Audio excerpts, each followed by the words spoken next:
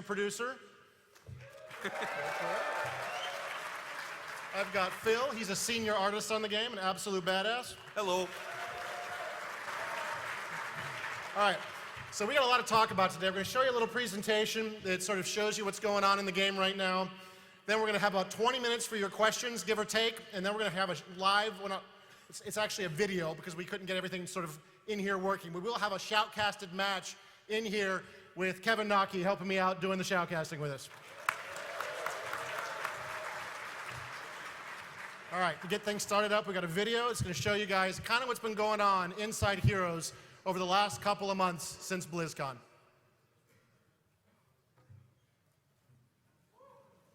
Yeah.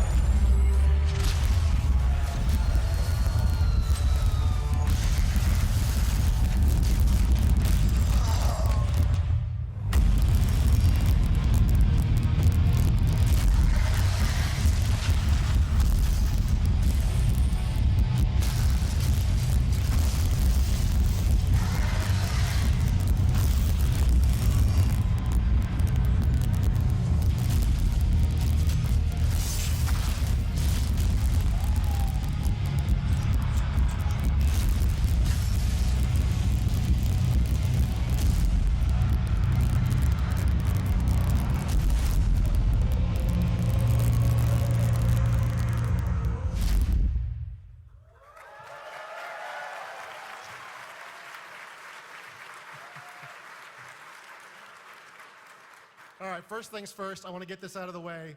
We don't have a beta date. We don't. We're working very hard on our tech alpha right now. This is a version of the game we have out that's just a test to see if the servers will work, if everything kind of functions. So we're getting some play testing, which has been a total blast, but it's really very early, so there is no date yet. We are adding people every week, so if you want to be part of this, you can go to our website and sign up, and we are slowly adding people as we feel like our infrastructure and as our technology will allow us to add those people. And finally, there are no keys. Anybody who says they have a key, they are lying. There are no keys. Do not listen to these people. It's not real, all right? All we're doing is flagging accounts. So if you've got an account and you've signed up, that's how you get a shot to get in. But if somebody says, oh, send me your Battle.net account and your password and your social security number and I'll give you a key, don't do it. It's not real. All right.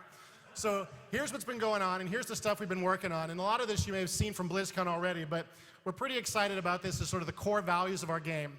The first and most important thing for us is Blizzard Heroes, getting all of these heroes together in one big, glorious battle to the death. The battlegrounds are incredibly important to us. We really want to try to make this a different way to play the game, so you're always thinking of new strategies depending on the battleground that you're fighting on. And we're also trying to add a ton of new and unique heroes to the game. Because we've made some changes to some of the core mechanics to how the game plays, it really gives us an opportunity to create some weird heroes. So the first really strange hero we did was Abathur, which you guys may have seen at BlizzCon. This is a hero who can infest his allies. He can't fight at all. He has to hide in the back of his base. He's a disaster on the battlefield, but he can infest his allies and really help them win battles. So it may look like there's only 4 guys on the field, but there's actually a 5th. There's Abathur infesting his friends. And this was something we got a lot of positive feedback on at BlizzCon, so we really wanted to try to see if we could do more. What other weird stuff could we do with heroes that would sort of give you a different way to play and experience the game? And this is what it's really all about for us. All of these weird heroes coming together in one huge battle to the death.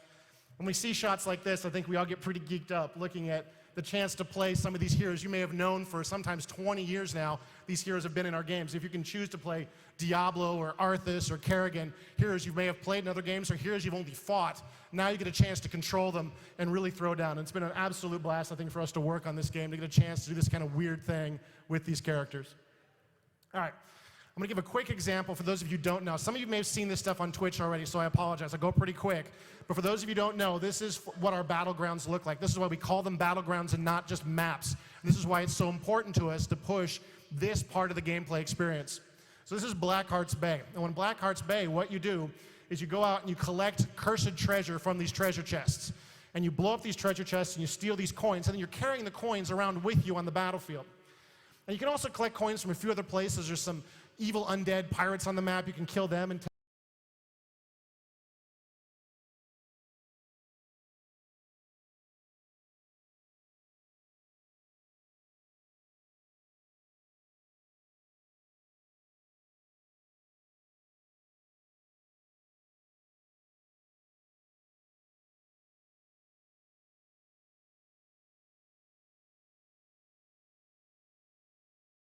players are treasure goblins in this game, because if you kill them, the candy comes out.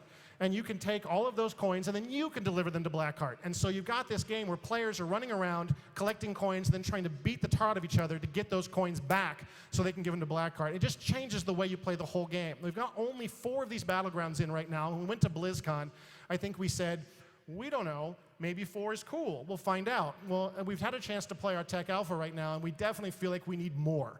So that's something to watch for us in the months to come. We're going to do a bunch more of these battlegrounds and really use them to drive new strategy and new tactics in Heroes of the Storm. All right, so I'm going to have Phil talk a little bit about what's been going on in art since BlizzCon. Hello. Okay, so we're making a ton of art right now. We have a lot of level art, effects, animation, characters, all that stuff is going full blast. The up-res stuff that I'm going to show you is kind of different, and it's special in a way that's really getting a lot closer to the immersion we want out of Heroes of the Storm. Now we know what the store looks like, and we know what the portrait view looks like for these characters, and some of them we're really going the extra mile to do blinking eyes, really expressive faces. The mouths will actually emote as they speak, and this is all in-game art. This is the model that you're going to see on the field, in the portrait, in the store, and they look really, really cool, and we go for the detail. There's things like Tyrande, we're finally getting her to really match the look of the WoW model. And things like Tassadar, where he had a really, really small portrait in StarCraft, we want that exact same facial look on him. You're going to see a couple other models too where we're up-resing the model entirely. So check out Falstad and Diablo, because now we're getting as close as we want to get to getting those characters looking really, really nice. So I hope you like it. Check it out. The light will guide us to victory. Strike with great vengeance.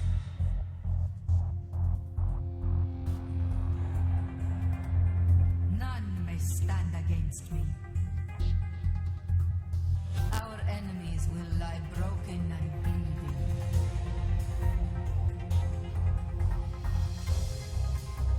Lordaeron shall be reborn.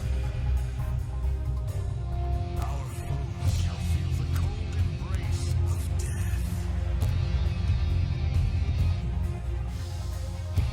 Let our enemies be born. For Kalimdor.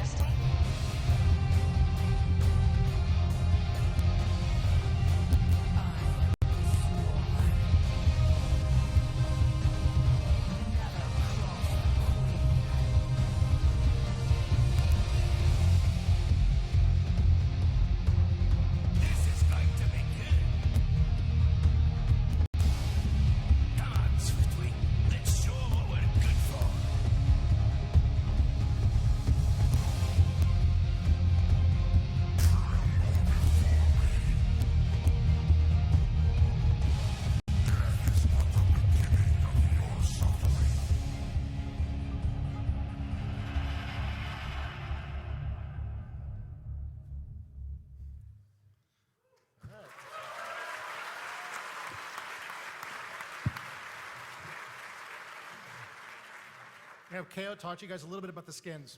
Hi.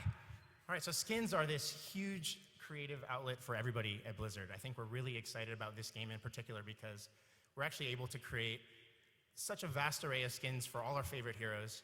And this is something we haven't been able to do really for any of our games at this level before.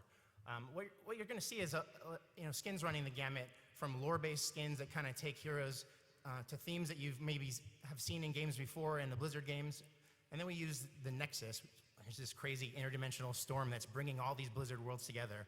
And that's kind of our license to do really crazy and fun things with the skins as well. So you'll see the gamut here in these examples of our upcoming skins that kind of go from those extremes. Super cool, epic, the kind of things that you might be familiar with, to something that is so outrageous that you never would have imagined we'd show it in a game like this.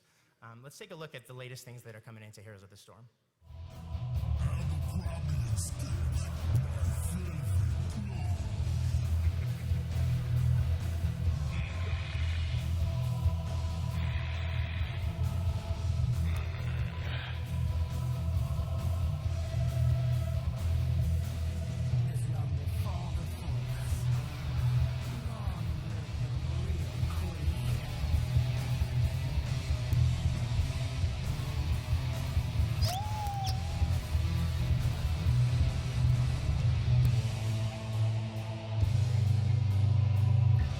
Best part about exploring the Nexus is I get to see a new world every 20 minutes or so. So, are you ready to have an adventure? We shall strike here into the hearts of our enemies.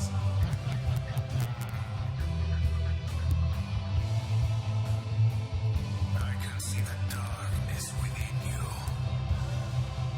You will regret approaching me. Come on, let's go bust a few heads,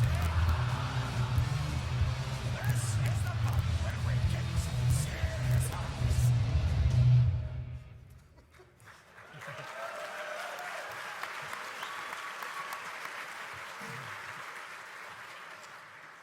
So as you can see there, the artists are really going to town on skins, and I think there's this endless array of things that we would all like to see in our favorite heroes, and we're going to keep adding those to the game. And our goal here is to provide a lot of diversity and options for everybody. So no matter what kind of theme you might be interested in, we're going to be making skins for all your favorite heroes in those, and actually we're excited to keep rolling those into the game. The skins we just showed are all things that we'll be selling in the game, obviously, but we also wanted to provide other ways to customize the looks of your hero that weren't just tied to spending money. And our unlockable system that's tied to hero progression is kind of the cool way that we're doing that right now. So these are things that you're actually going to earn just by picking a hero and playing them. So the more you play them, the more you'll kind of progress them down their path, and at various points along the way, we're going to give you cool stuff like this. Let's take a look at, these are skin variation slots. So again, this is free stuff. You play Abathur, you're going to unlock slot 1, slot 2.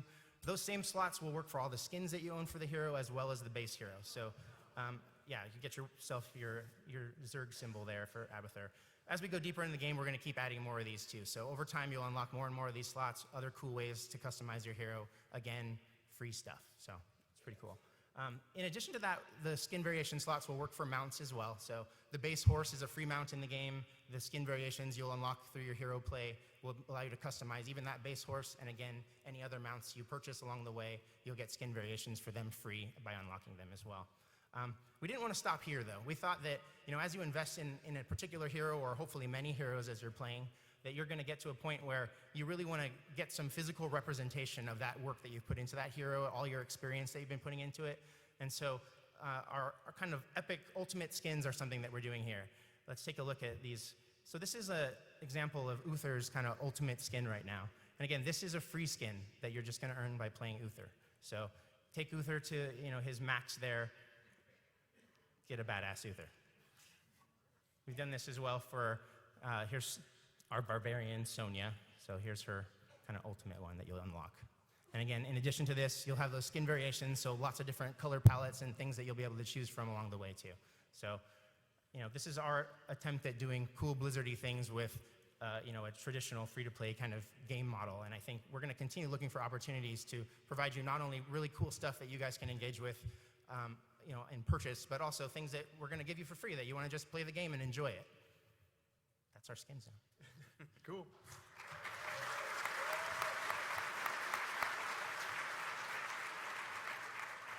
All right, I'm going to run you guys pretty quickly because we want to get to your questions through some of the heroes we've been working on. And we're going to show some of these heroes to you guys in a shoutcast here a little bit later.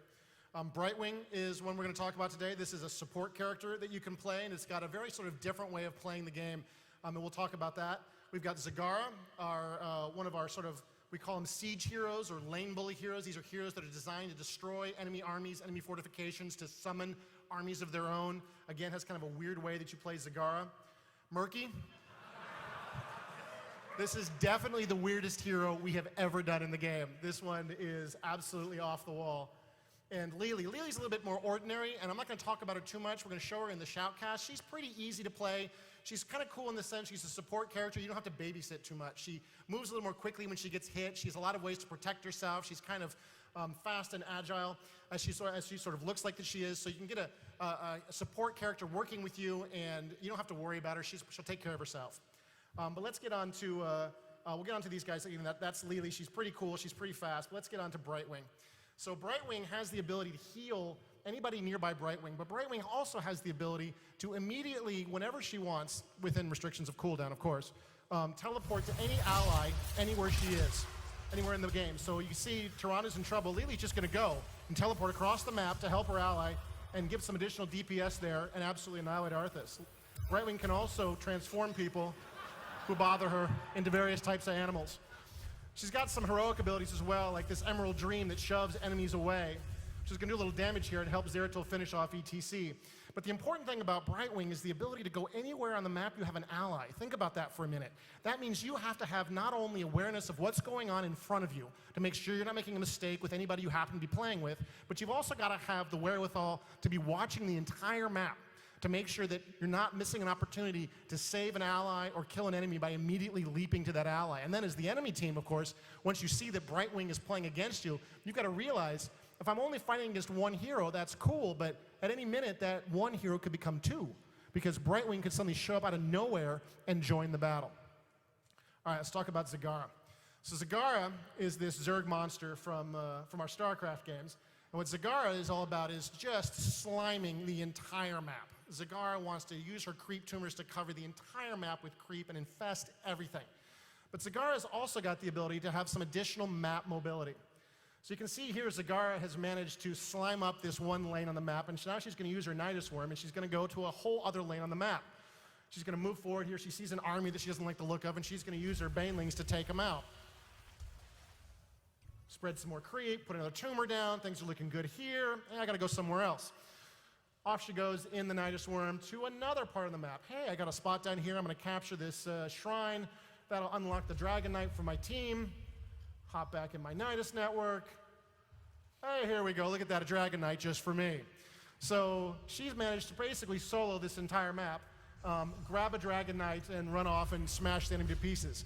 So you've got to make sure you put your Nidus Worms in great places. You've got to make sure the enemy doesn't find and kill your Nidus Worms, and you've got to have the map awareness to know what's going on all across the map. Not so you can necessarily help your allies, because Zagara's not that effective in a straight-up fight. She's not a support character. She just wants to destroy whatever she can get her claws on. But so you can get to a position where you can do maximum damage to the enemy.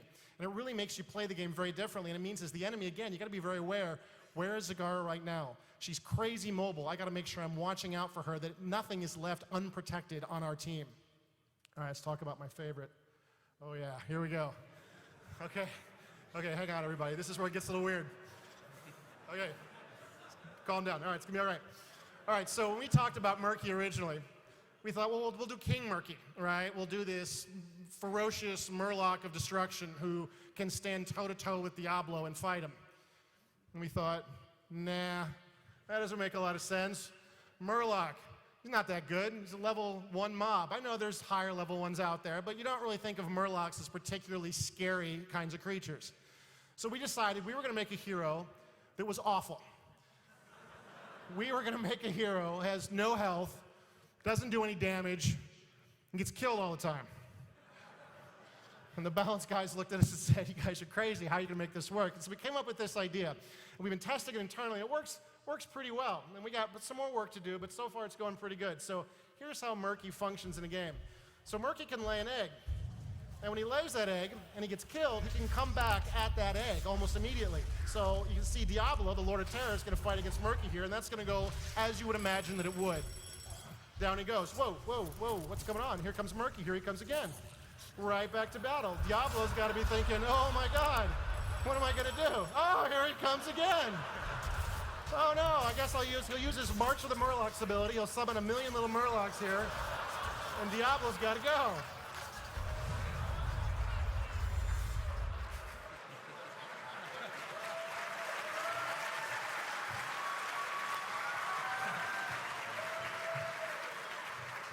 So he plays in a completely different way than any other hero you've ever played before. You're gonna die a lot, all right? He is the Wile E. Coyote of this game. He only needs to win once, all right?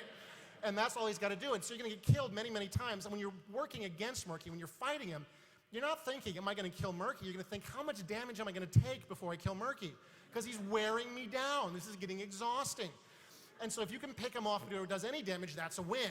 But if he does even a little bit of damage, you're like, oh, I lost that round with Murky. Oh, here he comes again. And he's slowly going to wear you down until eventually he runs you over. So really changes the way you play as Murky, and it changes the way your opponent has to play it well, which is kind of what we're going for, to create that kind of unique experience. All right. Got another video here to show you a sneak peek of the few of the things that are going on inside the team. You guys are the first people in the world to see this stuff. I don't know when it's going in. I don't know what's happening with it. It's all just fever dreams of the designers and artists on the team. But this is the stuff we've been working on that will be coming later.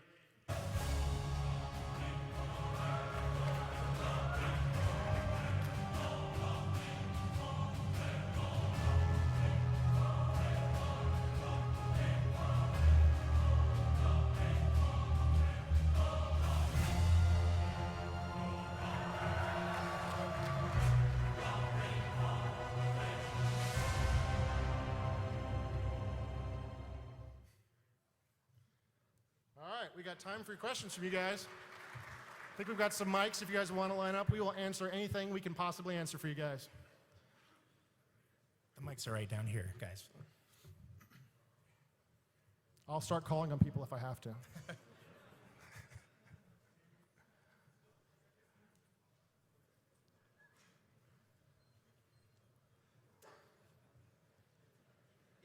My question is, any opportunity for other platforms like mobile? I don't know about mobile. That would be pretty challenging for us to do, given the nature of the controls and the stuff going on. I think we certainly talked about doing it for console. I think KO had a prototype working in his house where he hooked it up. I just played with joystick emulation on my Xbox 360 controller on my TV, but it was fun. It worked pretty well. Great, thanks. Yeah. Okay. If you could, regardless of game balance, what hero, either major or obscure, that isn't in the game would you like to add, and why? I think the hardest heroes for us to do are the ones that are really huge. So I know we've talked frequently about Deathwing. Like, that would be awesome if we could have Deathwing in the game. And then we start talking about him, well, he's going to have to be this big, right? Is kind of where it gets to. And then it starts to fall apart for us. So if there was no balance concerns, your Deathwing, maybe your Ragnaros, and we still talk about them. Like, there may still be sneaky ways we can make it happen, but those would be extremely challenging for us to do. Gotcha. Do you guys feel like with the amount of characters that you've been working on, do you feel like with the kind of like the Blizzard world that you're going to hit a point where you've used everybody? Or do you think you have enough ideas that you'll be able to have like more Murkies? The library is really deep, right? Like, there's a lot of stuff, and the list we have is insanely long. We've got hundreds of characters on the list that we would love to do, right? That we're not even close to getting yet. And when we're playing right now, we're feeling the need for more. We've got something like 26 heroes in the game right now. I'm like, no, more. Like, we need a lot more in order to make the game really feel constantly fresh and changing. But I don't know. Certainly at some point we're going to get away from heroes that have had their own cinematic, right? That haven't been on a box cover. We'll get to those. But there's a lot of well-known heroes Stitches, I think, would be a good example. I mean, Stitches is a character, from World of Warcraft that if you've played that zone, you know exactly what that is, right? If you don't, it's just some abomination, right, that we've got in the game. But we can always go to World of Warcraft and StarCraft. There's all kinds of characters we haven't even gotten to yet. Characters like Tosh from StarCraft, or Leia from Diablo, right? Or from Kane. Deckard Kane would be awesome. And there's all kinds of guys who you haven't seen in the main fighting, of the game that we could use. Awesome, thank you. Thanks. Hello. First, I just want to say, love the game. It's Cool. awesome. I've noticed that with the group leveling, everything kind of keeps on cue throughout the game. I was wondering with the talents if there's going to be more high risk, high reward.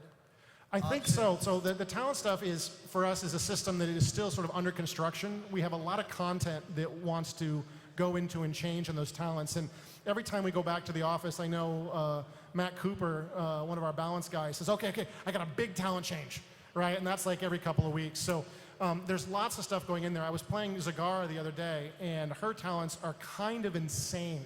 One of the talents I got at level 1, and this is not necessarily final balance, but one of the talents, she had doubled the range of her banelings at level 1, and I was like, you guys are nuts. Oh, can we keep this? Can we keep it? Tell me we can keep it. And so this is one of the things that I think you're going to see. We're going to continue to evolve this system, continue to push the content, so there are more choices, more customization, more options for you to really control these characters in the battle. Awesome. Thank you. Yes, sir. Yeah. So originally, I believe Heroes of the Storm was going to be part of the StarCraft Yes. 2 Blizzard Arcade. Not only show what a cool game it is, but what the community can do with the StarCraft 2 map editor. Yep. Is Heroes of the Storm still completely based off the SE2 editor, or have you had to change the framework to do some We've of the changed it a little things? bit, but it's still grounded very much in that technology. Absolutely. So when we get to a place where, well, certainly we're talking about, we want to get to a place where we can have that kind of map making capability inside Heroes of the Storm as well. And anybody who's familiar with the StarCraft editor will find it very easy to get on board with that and be able to make maps for Heroes as well. Awesome, thanks. Okay, I've just been told we're down to almost 5 minutes. Sorry for the short Q&A. Let's have maybe 2 more questions and we'll go to the shoutcast. In regards to new characters, obviously I know you guys are planning to do like obviously the big 3 Blizzard games plus making your own, but are there any hopes for like older Blizzard games like Lost Vikings? Because I would love an amalgamation Snake of... Sanders from Rock and Roll Racing, maybe? Maybe. I was hoping for the Lost Vikings specifically, but... I don't know. You guys want us to do that? Is that Is that a good idea? That. Come on! Daylog the Fierce, Olaf the Stout, Eric the Swift, or just all 3 as one character? Come on. I think I cannot promise, but we will certainly work on it. I think that's an awesome idea. It's an awesome idea. Will do. With so many like unique characters and different ways to play, how do you go about balancing that for competitive? Well, it's going to be a bunch of work, no question. And it's something we've never shied away from at Blizzard before. We used to get that question about StarCraft quite a lot as well. How are you going to balance it for 3 different races with all these crazy different mechanics and make it work? It's going to be a lot of work for us, absolutely. We've got a team of balance guys working on it pretty much night and day at this point. We're in an alpha, we're going to go to a closed beta, then an open beta, and we're not afraid to admit when we were wrong. We're not afraid to see what's happening in the community and make changes appropriately. The other thing I'll say too is because of our custom talent system, it gives us a lot of tools to control the game balance on a hero-by-hero basis. So for example, if we want to have, ETC have a 50% cooldown reduction talent, but if we had that talent on Nova, the game would break. We can do that because it's a talent system per hero, right? So if we find, for example, that, I don't know, I'll give an example like Sergeant Hammer, right? This is a character that essentially roots herself because she's a siege tank every time she wants to shoot. You imagine in a game like this about mobility, rooting yourself is a pretty dangerous activity to take. You draw a lot of fire. I've joked that it's my skill shot attractor every time I hit that ability because everybody on the map immediately just hits me with every skill shot they possibly got. So if we need to do something about that, we can give Sergeant Hammer a custom talent or talents, right, that make her more resistant to those types of attacks or make it so that she's got some additional ability to survive. So we feel like we have some of the tools to control it on a hero-by-hero basis, but you are not wrong, sir, when you say, oh my goodness, it's going to be a bunch of work to make it happen. Okay, thanks. Thanks, guys. Hey, I'm sorry we had to go short on the questions. We will now go to our shoutcasted match, if you're ready to fire it up over here. I'm going to carry this microphone carefully.